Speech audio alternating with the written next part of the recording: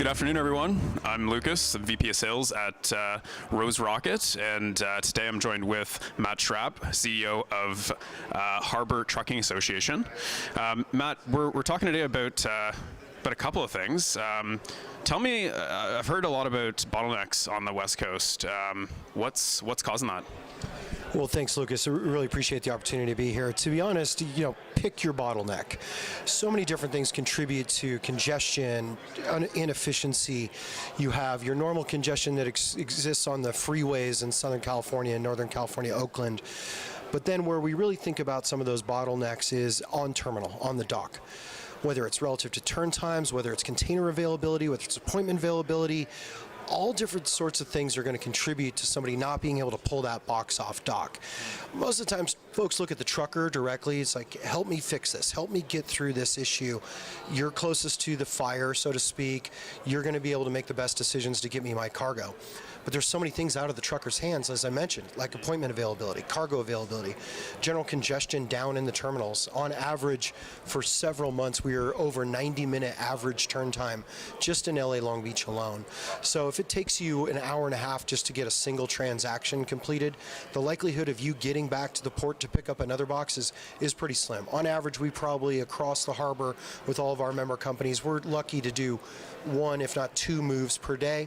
Of course, there's more opportunities than that, but again, just because of all those bottlenecks, it makes it very difficult sometimes to be efficient. Has there been any impact from the Key Point Bridge incident on the East Coast? Any freight getting diverted to the west? We haven't heard of anything so far relative to Baltimore.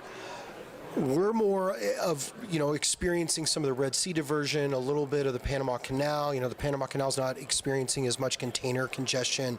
Or the tanker side, you have a land bridge there.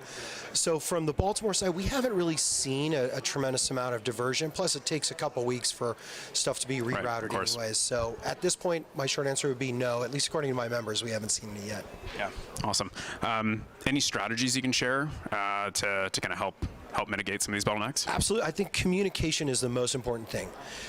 If you're talking to your trucker, you're talking to the shipper, you're making sure that they're engaged in what exactly is going on at the harbor.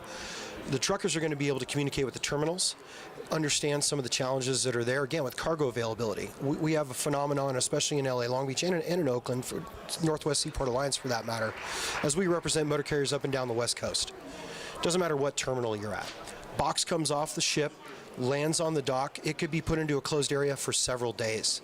And so while you're trying to plan out capacity in order to pick up not only that container, but several other containers at the same time, you're trying to be able to dispatch enough drivers to be efficient. So when they say, well, the box is in a closed area, I can't get it, finally they say, okay, it's available, quote unquote. I go in and I try to make an appointment. Well, my appointment's not till the last free day.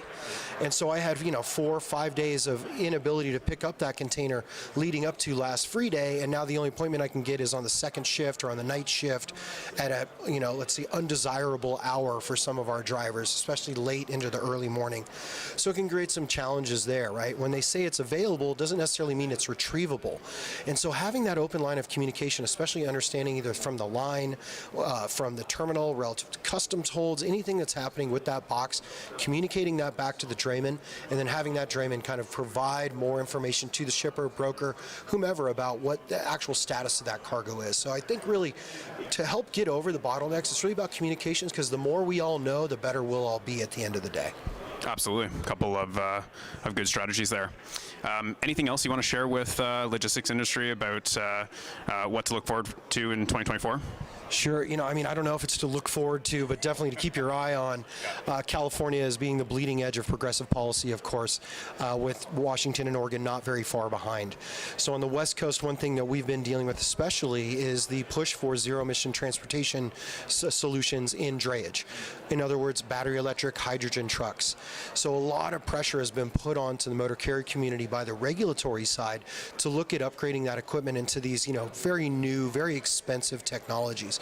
which is fine. We're all environmentalists deep down inside.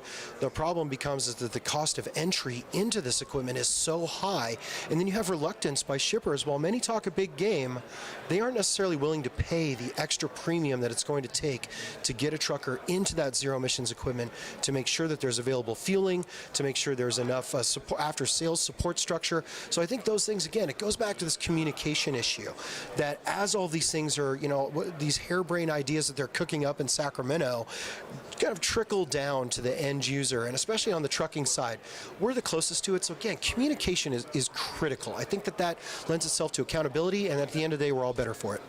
Absolutely. Well, thanks so much for your time, Matt. Enjoy the rest of TIA, and really enjoyed chatting. Thanks, Lucas. Appreciate it.